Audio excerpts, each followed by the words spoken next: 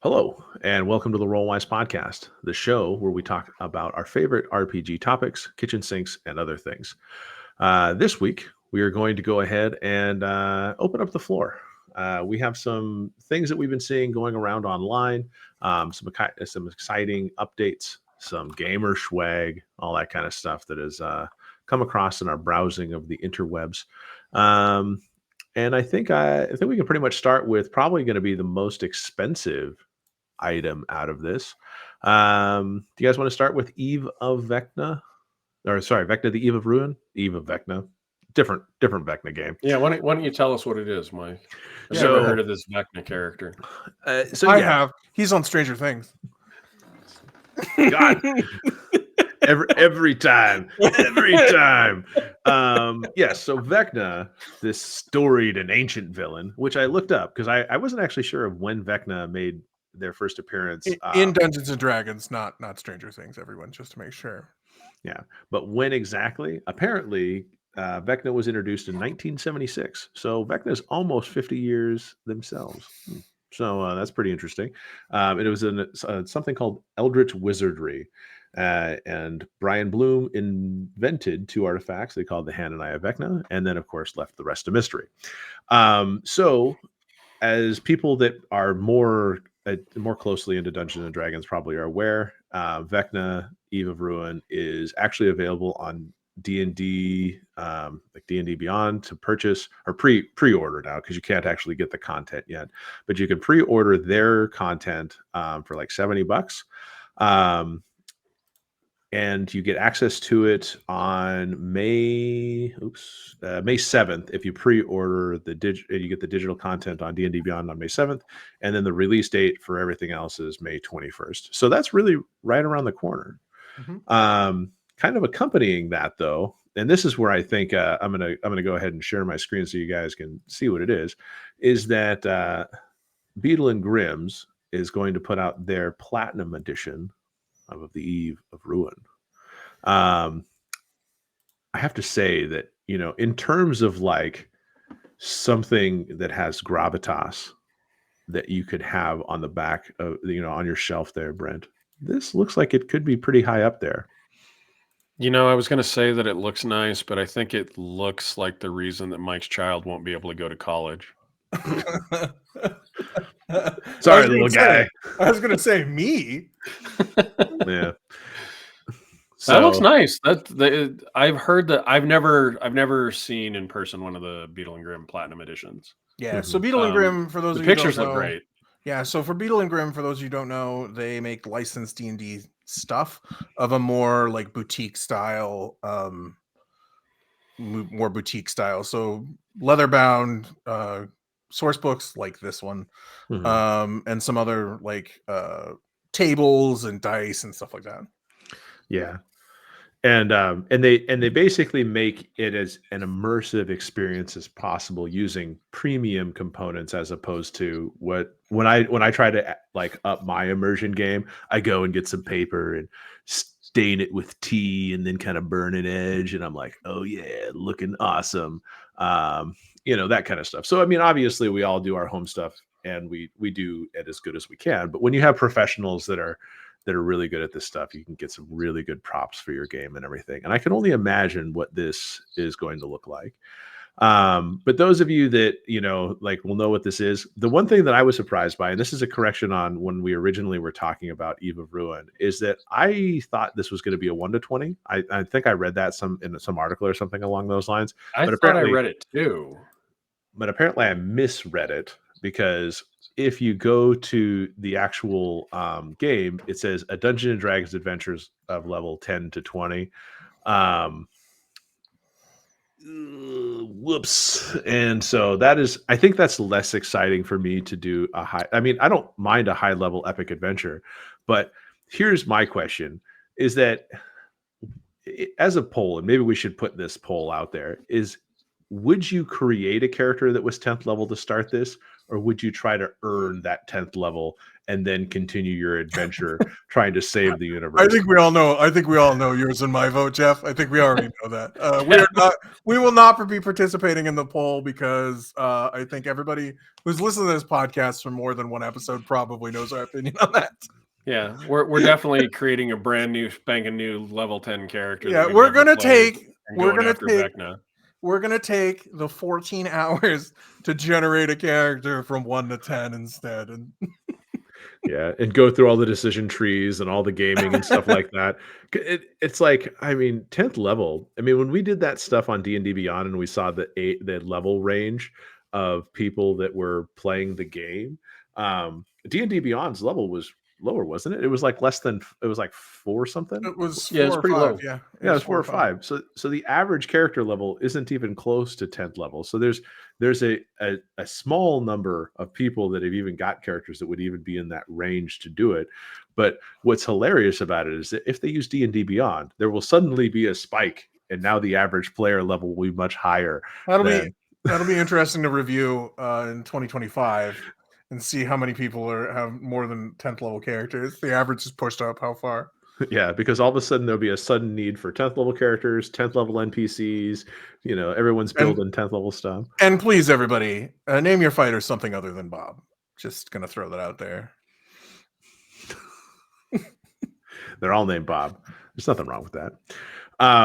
So yeah, so I think that's kind of an interesting thing from my perspective, because I personally, I don't buy deluxe editions very often. I mean, there's very few things.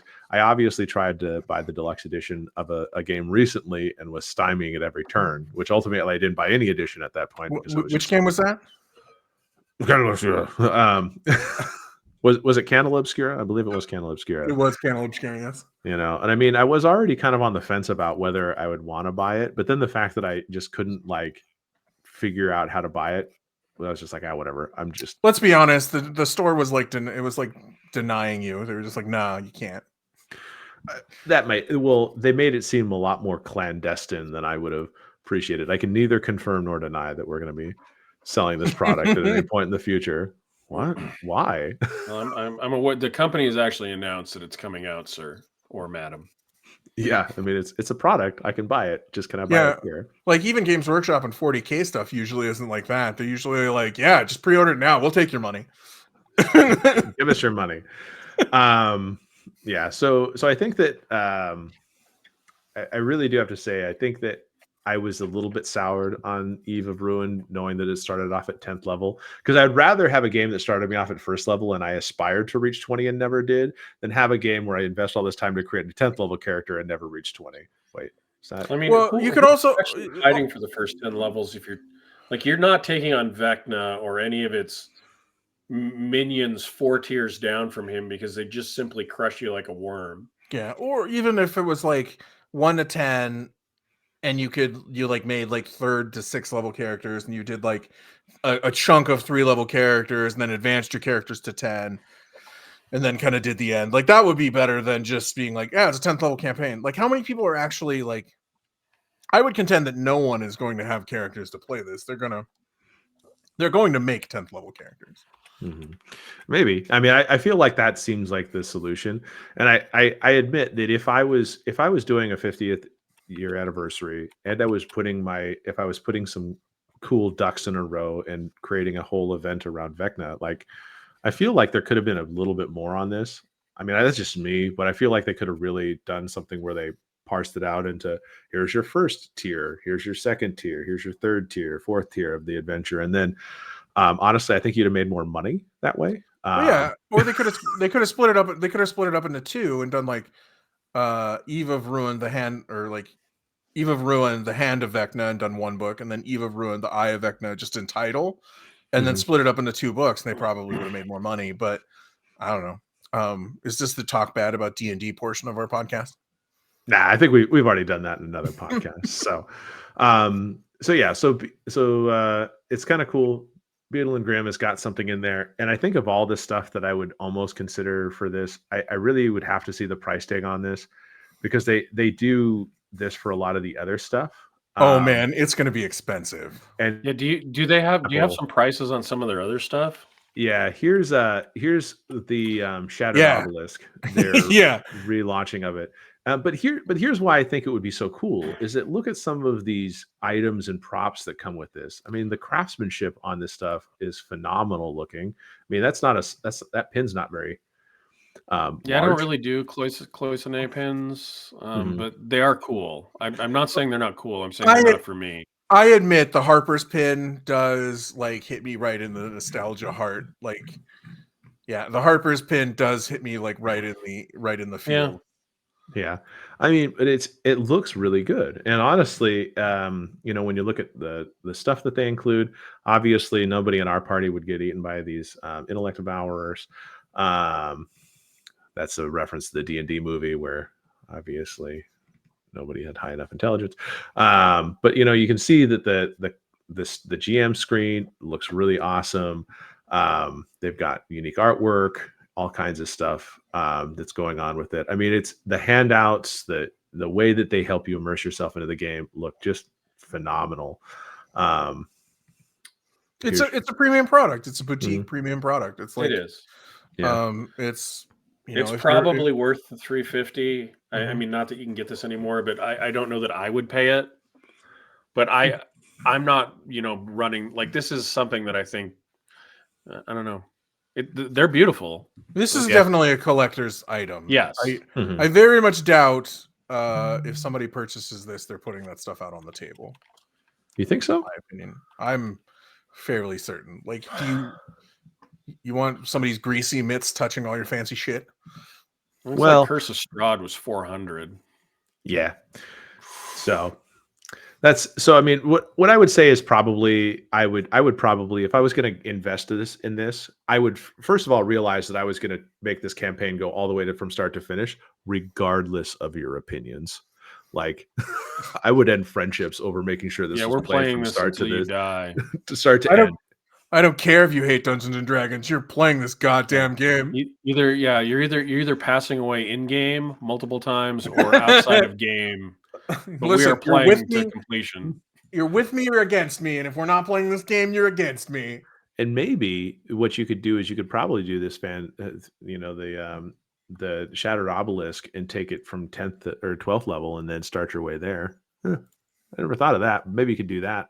Use this as your start. It looks So like there the platinum edition on the GM offer says $4.99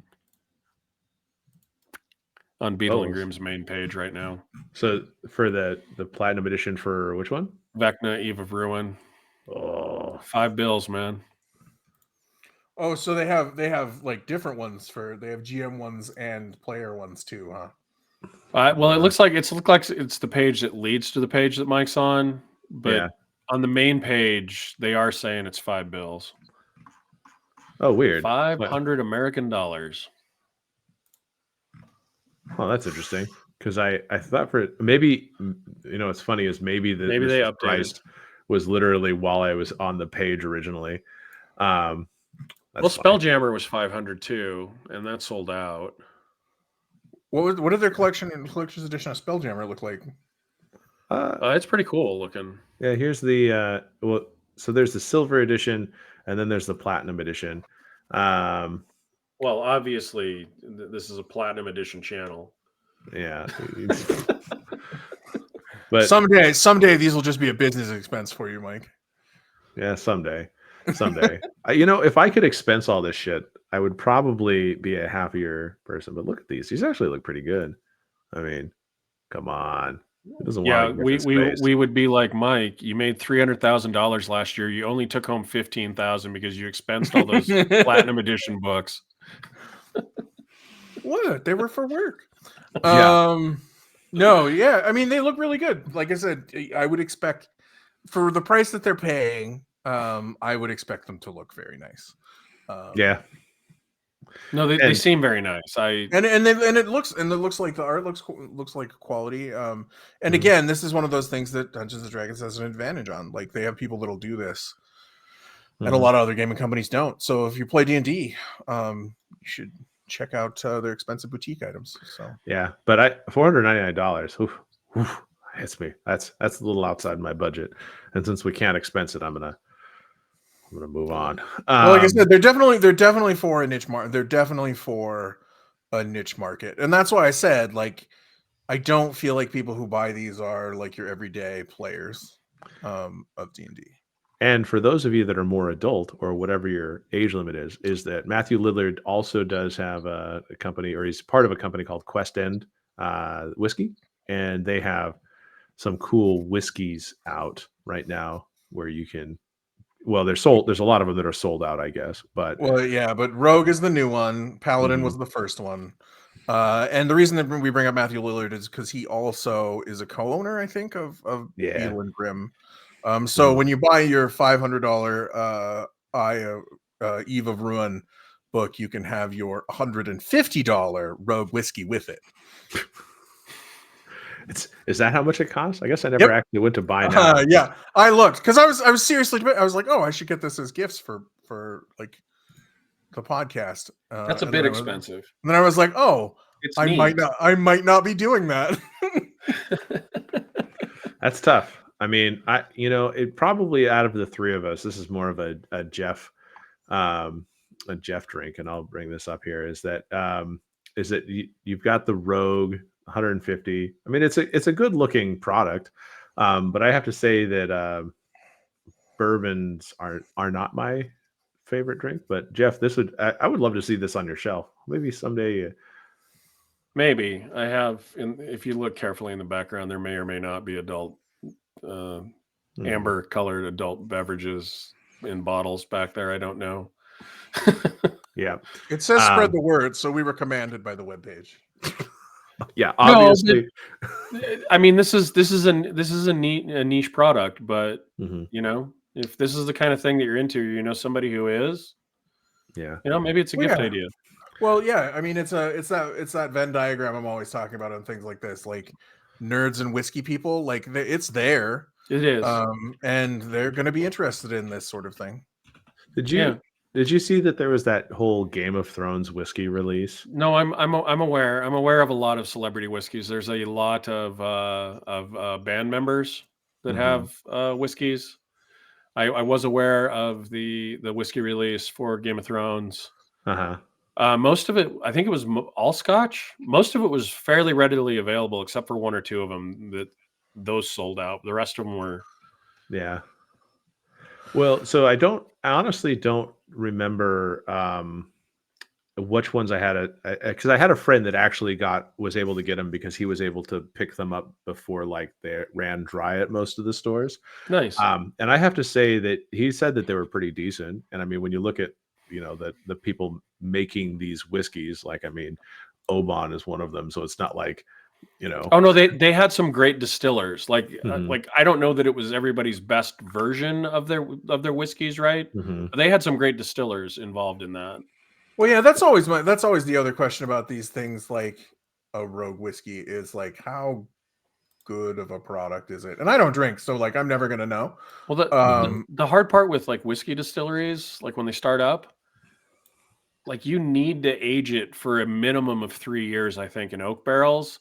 So for the first, you've got this huge capital expenditure for the distillery, and then you can't sell product for 3 years unless it's essentially moonshine or white dog or whatever you want to call the non-aged product, or you start making vodka or something that doesn't have to age. And a lot of them wind up they acquire whiskeys from like major industrial distillers like MGP. Yeah. And they go in and they make a blend. Yep. And then they market that as their own for the first few years. And a lot of people have done that. There's some big players in the whiskey industry that are just, they've been around for 5 or 6 or 7 years that are just now starting to sell like their own product that they've actually distilled and not mixed. Sorry for the whiskey aside. Well, no, that's good. We're talking about it. So I actually knew somebody who started up his own distillery. It's like one of those things where when I was playing WoW a lot more frequently, there was a guy I met on, and we were talking and stuff like that, and he had his own distillery going, and his distillery was he wanted to get his own up and running, but in the meantime, he basically was doing exactly what you were saying. Is he was basically, having someone age the product. He was doing all the quality control and everything like that to make sure it was what he wanted to do, but he was going to be selling his first batch soon. And he was obviously going to be selling small batch whiskey until he got on his feet. Sure. But it was like I was surprised at how there are these places that just go, oh, you want to use our whiskey as your base for your whiskey, and I was like, honestly, I think feels most weird. of it is MGP out of Indiana somewhere. Maybe. I think they like most of the blended whiskeys get some product from MGP. Oh, really? That's crazy. They're not everybody admits it. Well, yeah, but if you go on Reddit or someplace where you have people that are way too inquisitive and too much time on their hands, they find out like where the stuff's sourced from. Well, yeah, it's hard to hide that sort of stuff if you're even trying. Exactly. Yeah. And I think there's some like precedent that you can't hide everything about it. And some of the stuff is a quality product just because it isn't like a brand name thing. Do you know what I mean? Like, yeah. And some people even make blends of their own whiskey and other stuff that they've sourced from other distilleries to make a joint blend. Yeah. So, well, and honestly, we could probably turn this into the whiskey channel at some point based on there are some established people that are really good out in the field doing I would Scotch, bourbon, and not be super helpful on that one. Yeah. So what I think we'd have probably the worst setup for enjoying whiskey together. Two people in the same state, one person not. Three people, one person doesn't drink. Like it is. This would be a mess. But needless to say, let's move on. It would be an ineffectual podcast. It would be. We're fairly effective about talking about role-playing games. Yeah, like we're just sipping it. We're actually playing. What is good here? So let's talk about the next item. And Brent was mentioning something, and it was actually funny how we got confused here because there are two events happening kind of at the same time. One is the Daggerheart Open playtest, which is going to be happening March 12th. Is that what you said? March 12th. And then also there is a game called Dagger in the Heart. I've seen if my copy of Heart was readily available. Brent, it's a full-blown it's back there somewhere. It's a full-blown adventure path for Heart, the City Beneath, which is Rowan Rook and Deckard. It's a beautiful game, multi-award winning game. Again, it's on our list to play, both in reality and on stream at some point. But this is their first like full adventure that they've written. And the Kickstarter went up like yesterday, I think. But it is very confusing. Brent already backed it, right? I did. It also is confusing because we were talking about I was talking about Dagger in the Heart, and then we got talking about Daggerheart, and I was like, what are we talking about? Well, because I was also confused because you said Dagger in the Heart, and I was like, I thought I was mishearing. Like I was like, did they update the name Daggerheart to Dagger in the Heart? I mean, what's going on here? So first of all, Rowan Rook and Deckard, great timing to have a Kickstarter that is so similarly named to another game out there that has probably a fairly large fan base. But what I find is interesting is looking at the actual Kickstarter, I'm surprised that it hasn't got more money in the coffers. Like I feel like some of these games that you're just like, oh, this is going to be an amazing adventure. Like it's a good start, but it's definitely not an MCDM RPG start. Rowan Rook and Deckard is still they're a small publishing company, and I think, and they don't have the footprint that MCDM had with his YouTube channel. I mean, I think I think that's a big thing is they don't. Yeah. So first of all, if you haven't looked at Heart or Spire or any of the other games by Rowan Rook and Deckard, please go check them out because obviously Brent loves them for them. They have not asked for his endorsement or anything like that. He's freely giving it to him. And I also find that the art and some of the other things are amazing. We can't really comment on the gameplay yet. But I'm pretty confident based on what everybody else is saying. It seems like a pretty friggin' cool game. It won several Ennies when it came out. Yeah. Yes. So. And I am a recent convert. I recently picked up the core game. So I was late to the party. Brent was there first. Yeah. And so I think does buy everything though, so that might not be a good like. Hey Brent, did you get the Heart's Blood copy of Heart: The City Beneath? I did not.